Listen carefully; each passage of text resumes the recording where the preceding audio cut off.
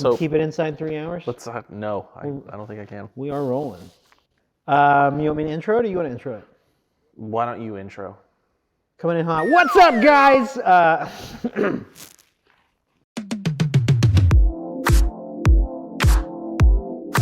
Hey, everybody. Welcome back to Lofty's channel. Today we're talking about strategic discovery. Strategic discovery. Not just regular discovery. No. No, not discovery with no strategy. Not to be confused with Discovery Plus either. No, different thing. There's no Shark Week here. No Ice Road Truckers here. That's Nope. History Channel, isn't it? No, we're talking about strategic, same. strategic discovery when it comes to building software applications. Okay, you can go out, you can have a software firm, basically take a list of specifications from you, give me your bulleted list of what you want built, and we'll build it. And no discovery process. We think that is not a good idea, and we're going to tell you why. No, and that's one of the things. And the first thing we want to talk about is why strategic discovery matters. And to your point, people very often either approach software builds or even come in our doors with a list of things they need. Yeah. And those are usually features. Totally. It's usually a list of features. And the thing is that they're going to use their jargon, their vernacular, and their understanding of the experience, which is usually a narrow list of pain points that they need solved with specific features in the application, and has nothing to do with business outcomes. Yeah. And I mean, maybe it does have to do with maybe. it indirectly, but Yeah. no one's fully vetted and verified how, right? And it comes from a subjective interpretation of those business outcomes, right? But still, that's a far cry from like really tying it back to the objectives. Yeah, and that's one of the things that we think why strategic discovery matters is around the necessity of clearly defining what problem you're actually trying to solve for your business. Right. So we're on the why and why does it matter, right? I think that, if someone asked me, this is so much of what we do, so it's hard for me to like succinctly tell you why it matters, but it really does get back to that outcome-based analysis, right? If you are building software or entertaining the idea of building software, everyone's going to naturally have biases in their estimation of what needs to be done, right? And if you haven't built software before, you've probably got some blind spots about how that process works, the ways that things can go wrong without a good strategic plan to achieve your goals, and also just what the capabilities of technology are. And that can swing both directions, either vastly overestimating what technology can do for you, i.e., we're going to build this app and it's going to fold your laundry and fry bacon and eggs every morning for you, right? Because we see those kinds of problems. Yeah. Or totally underestimating and basically saying, well, we'd like to build, yet another Excel spreadsheet in the cloud, and it turns out that we can actually do quite a bit more than that. And so those blind spots are there, and starting with a planning process that emphasizes strategy, and for us, it's about defining specific business outcomes that you can tie back individual solutions to. You're going to have waste in a product as far as its features. There's going to be things that are on the list, the parking lot features that never get done. So by what process do you put those things to the side so that they're not too much of a distraction in your design process and your conversations? Like, how do you separate out and lift up the most important features? The answer is strategic discovery. Don't do it in flight while you're trying to build the application. And one of the things that we've seen happen, I want to say every engagement, but in most engagements, there is a key stakeholder who's decided that something needs to get done. Yep. Or they've heard enough problem statements from their team that they begin the conversation around building custom software as a solution to the problem. And then it's handed off to another member of the team to start that process. Implementer within that business domain, yes. Right? And they are going to show up with their specific pain points around the issue the software is being built for. And a lot of times there's really close alignment with business problems, but not every time. Yeah. And so understanding that the information we get is filtered through a lens of personal experience. And then the other side of that is, if it is with a strategic decision holder, they're going to have significantly less experience in the implementation side. And so when they say, I need it to do this, they have no context of how it actually happens or what the actual pain points are, because they're making assumptions as the person who cares about the outputs where it's getting messed up in the input cycle, and we've got to surface those. And that's where strategic discovery comes in, is saying, hey, you said this, did you mean this? Yep. Because when we looked at the app, that's actually not your problem. Yep. And if we just show up and work off the rubric that we're handed, you're going to get negative outcomes. We're just handed the biases, right? And one last point on this for me on why it matters, like let's just talk about the costs of it. Software development is uniquely, as far as a labor-intensive business, right? And we see analogy come up all the time of like, it's like building a house, or at least trying to think of it in terms of building a house. But really, it's unique because software development is this intersection of hard math and science with creative and design. And it's really not like any other traditional construction project whatsoever. It's extremely labor intensive. And the labor that does the implementation labor is extremely expensive compared to other construction type analogous markets. And what that means is you can waste a lot of money without a strategic plan, in a way that doesn't exist in other types of construction. Software development cost overruns 4 to 8x. These were called the black swans. I think it was IBM and McKinsey came together on a study for this black swan software development of 8x cost overruns on projects was super common, very, very common. And so when you have something that you're going to have 1, 2, 5, 15 human beings, well-paid human beings, like in a very in-demand field, working nonstop 40 hours a week, every week for the next 1, 2, 3 years, if it's a large product, or even further. I mean, you're talking about millions of dollars, even if you're doing a big product in-house on your own payroll and you're not outsourcing it. So cost is a big factor. How do you prevent from having an 8x cost overrun? It's filtering out the 7x features that really didn't need to be explored in the first place. And so strategic discovery, if nothing more than a very smart insurance policy on the money you're about to spend in software development, because if you go the wrong direction, it's very expensive, and then you have to backtrack. And so we've talked about why strategic discovery matters and why it's going to be impactful for your business. I want to talk about what it actually is. Yes. What actually happens in strategic discovery? Oh, I don't know. Cut tape! The answer is a great many things, and it's not always the same. It is something that is very customized and tailored, or should be, to every application in business. Now we as a company that provide that as a service, certainly we have systematized aspects of it, right? But it's less of a process that you move through, and it's more of a playbook, right? Of drawing up the next play and navigating our way through. We have a saying here that discovery is not done until it's done. Does that mean that we don't try and fit it within a specific timeline and footprint? Yeah. Well, no, of course we try and fit it in a specific timeline and footprint, because we're grown-ups with jobs and budgets and deadlines, right? But at the end of the day, discovery looks a little bit different for everyone. But in our case, and this is the way that I would encourage everyone to look at it, is to think of discovery as attempting to start with the business case. Start very abstract, not starting with features, right? Starting with actual, real business problems, and then move on to how do we measure those problems? Like, what are the KPIs and metrics that indicate whether or not that problem is getting better or worse? Are we actually solving it?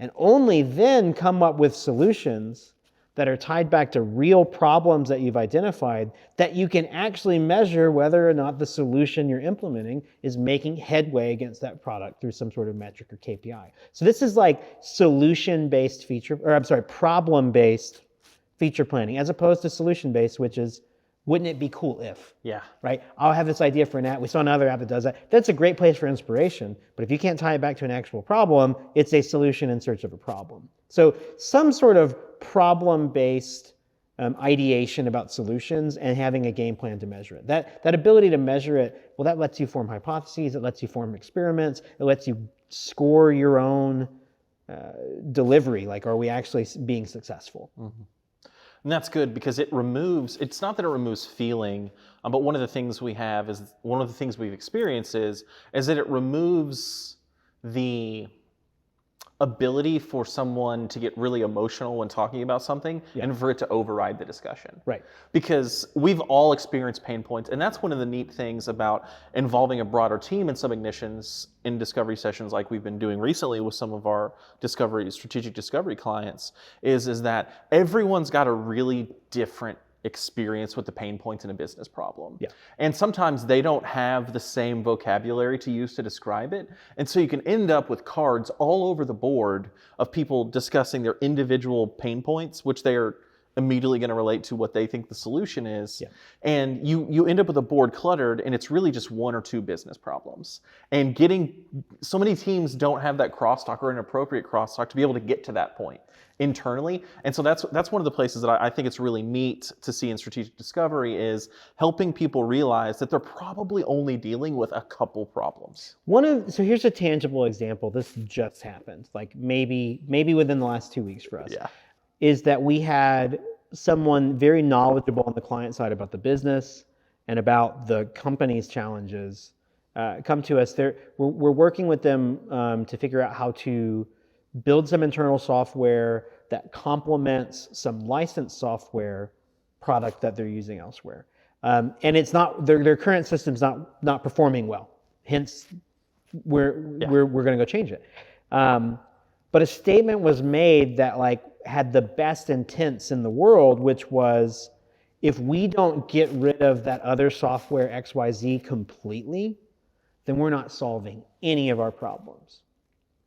It's a very strong statement. A very strong statement, right? And it really showed like some of it gave evidence of how big the problems are, that the emotions surrounding it were large, and that like the perception was it came from this. But we knew from our internal experience and from going through the rest of discovery with these folks that if we threw out that piece of software, we had years of work ahead of us just to get back to where we were, because it provided so much value, but there were some big ways in which it fell short. Our strategy is to come in and shore up those ways in which it's falling short without throwing the baby out with the bathwater, so to speak. And what we were able to say back to them was like, look, we have a list of actual business problems that we came up with together with KPIs and measure them. And these are the things that the business wants to achieve. And none of them are throwing that software away. Throwing that software away wasn't actually a defined business problem. But I promise you, or should I say, if I promise you that all of these business problems go away, then we're going in the right direction, right? If all of these business problems go away and we make headway against it, then does it matter whether or not we're still using a piece of that other software? And the answer was objectively, no, of course it doesn't matter. Because we're addressing the actual problems, not the perception of the problem that this software is problematic. Yes. And they looked at that, and like objectively, you have to agree with that. You have to agree with that, right? If getting rid of that thing isn't actually the problem, and all the other problems go away, then getting rid of that thing also wasn't actually a solution, right? It just potentially created more problems, right? But like $2 billion problem. Exactly. And the intent from that participant was good. Like, don't get me wrong, these kind of conversations happen all the time. Without a strategic process to evaluate that, those kind of conversations will set you off like immediately into a place where you're going out and having to solve this whole new set of problems, which is that like we torpedoed this big vendor project. And like the intent, like there was no malice in that statement. No. But that statement, that sentiment can set you off completely in the wrong strategy. Well, and it's a really good example of someone's individual pain points being shared. So it wasn't even just that one person. There were other people that felt the exact same way, and we'd heard that sentiment from other members of the organization. And it was definitely, I would say in the marching orders we got for the initial conversation.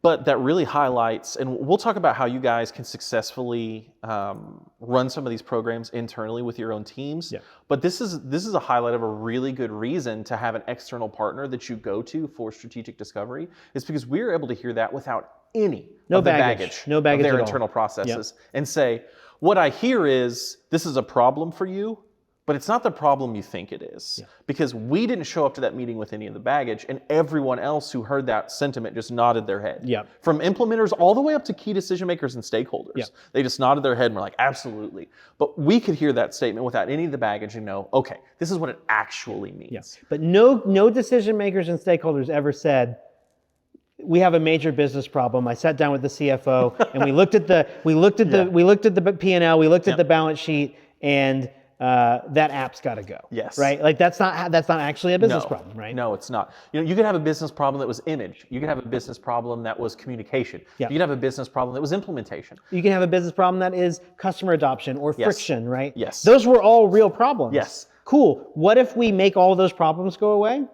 Is everyone happy? Yes. Did we have to throw out a $2 billion piece of software to do it? Nope. But and like that's important to being successful. And that's one of the really exciting things that a strategic partner brings to the table. One thing I want to talk about in what it is before we move on to how you guys can do it in your business that I thought was really interesting, being one of the newer members of the implementation team on this, was that we don't try and squeeze it into a week. No. We don't try and squeeze it into 3 days. Admittedly, we once did. Well, and it doesn't work. If you go look at a playbook to tell you how to do this, it's gonna tell you to get everybody in a room, get some matching polos made, make a cool cheer, and have a pizza party at the end of the day. And that's fine. There's a lot of people that have found really good solutions that way. Yeah. But while time constraints are really helpful for getting good solutions, I really believe that you need some time gating to make yourself sit down and focus. You say it continually.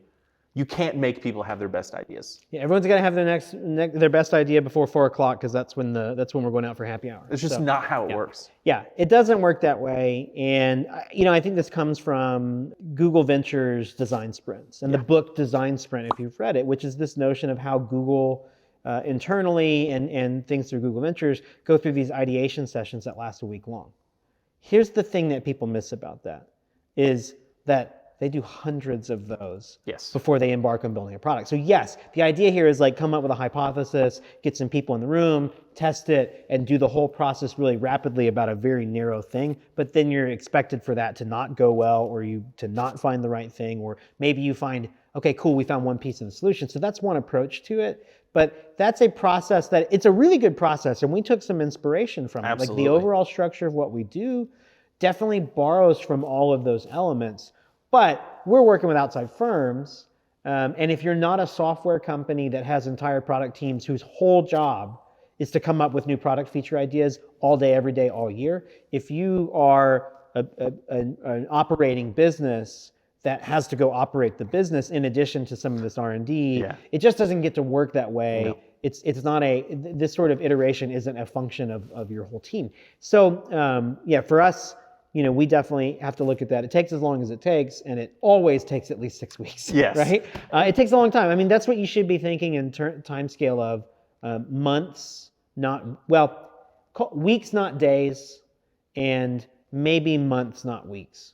It just depends on how effectively you can do it. And just as an example for what we found really works, and it's different with every strategic discovery session that we engage with, but for every 1 to 2 hours we spend sitting around with the full group planning, we're going to spend up to and sometimes more than 4 hours debriefing afterwards and getting internal alignment before we even go back to our members or our partners in those processes. Yep. And there's so much good that happens there that just could not happen if we had to go on to the next workshop in 45 minutes. Yep.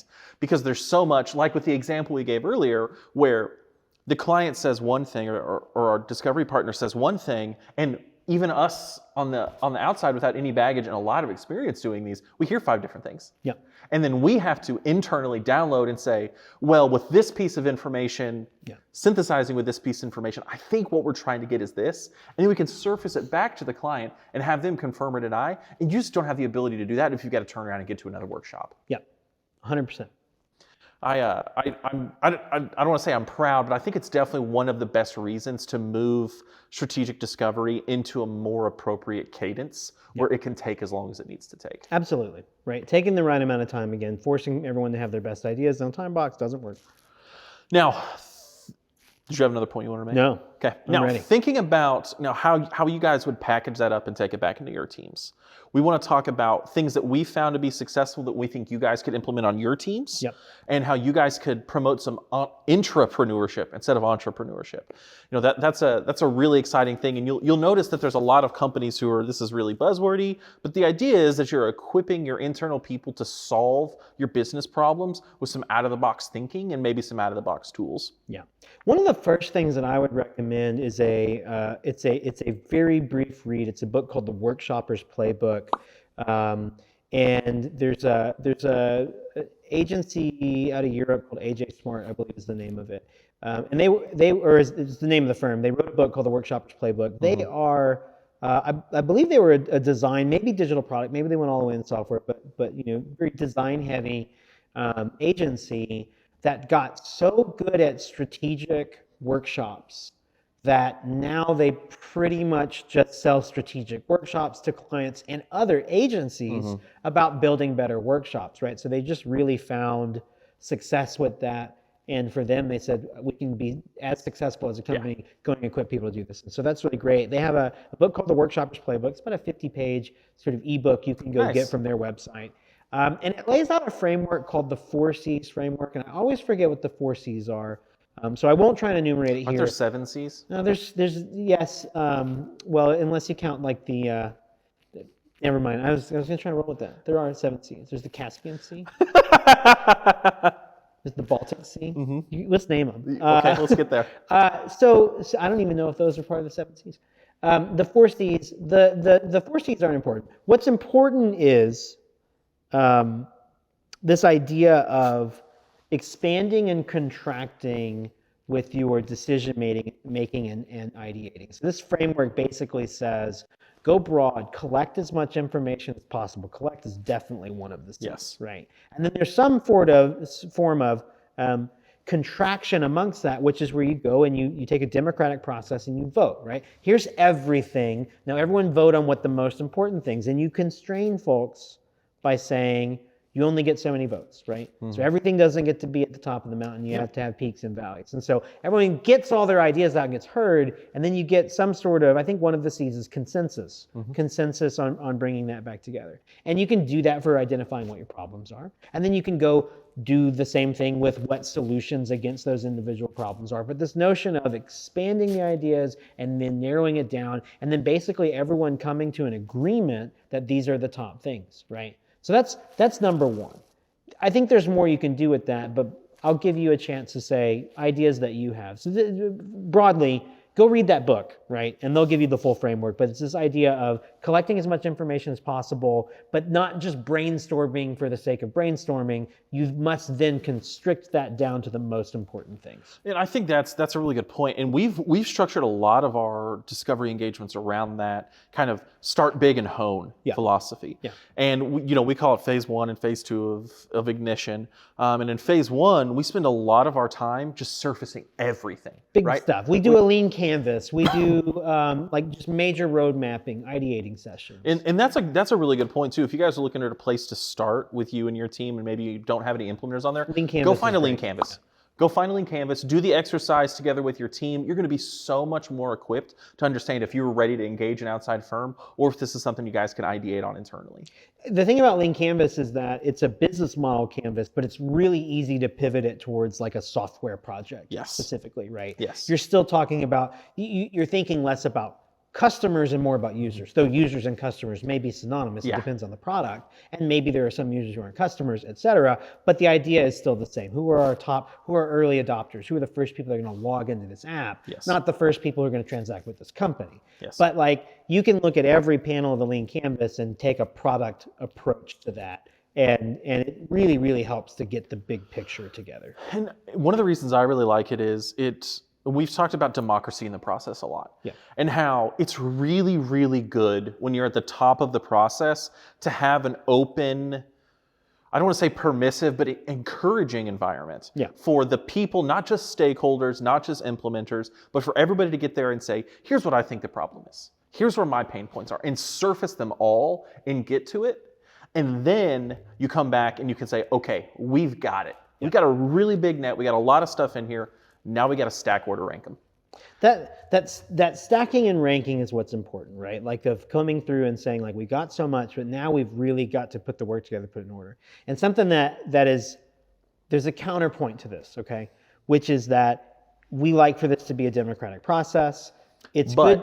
It's good because you want to solicit feedback from the entire group because you're going to get the best ideas that way. Yep. You don't want to limit yourself to a good idea not even being surfaced, right?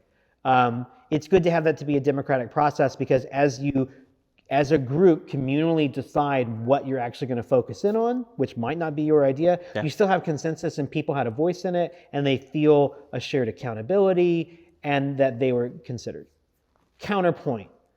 We also live in the real world where in a project-based environment, especially in a business world, that this might roll up to an individual's accountability. Yeah. We usually identify someone who is a primary stakeholder, and I think this happens in Google Ventures as well. Yeah. Everyone gets a vote, but there's one person that we slip a really big vote under the table, right? And we ask them to be very judicious about how they use that big vote, but in some cases, you have a primary stakeholder that needs to be able to override because number one, they may have visibility into the broad implications that the rest of the group does not, or they've got like narrow visions into a particular function, but they've got the broad part. And then at the end of the day, like sometimes it's their job, it's their accountability, and they certainly get a say in whether or not something's going to go past them. And so recognize who your primary stakeholders are in this environment, and understand that you want a democratic process, but that you may have a majority sort of swing vote, if you will, that comes from a certain place. And that's okay. That person's going to go fight their butt off to get a budget, and they're going to put their neck on the line to go get it done. And they frankly deserve the right to say, this is what I am and am not willing to lay down on the tracks for, right? Yeah. And so just knowing that up front, have a democratic process, but know that it's not inherently a democracy necessarily. That depends on the culture of your organization as well. But recognizing that up front and being upfront with all of the participants, if that's how it's going to work, keeps it from becoming political and keeps it from, animosity brewing. The politics of it can get in the way if you're not careful. Well, and the good side of that coin is that the alternative to this is the decider just deciding unilaterally without any input or engagement from and then anyone. The people that have to go implement it are resentful because they weren't considered. And again, we're still relying on one person to have all the best ideas, and that doesn't work either. No. And in this way, even if we end up at the same point the decision maker thought that they needed to be at before it even started, right? Everybody else got to sit there and see a full team of people sit down and say, best idea wins. And it's not like they came out of it with the exact same idea. They came out of it with the exact same idea and 10 other people that are fully bought into it. Yes, exactly. Isn't that a victory in and of itself? Exactly. People get to share ownership in that process, even if they end up at the same point that they would have before.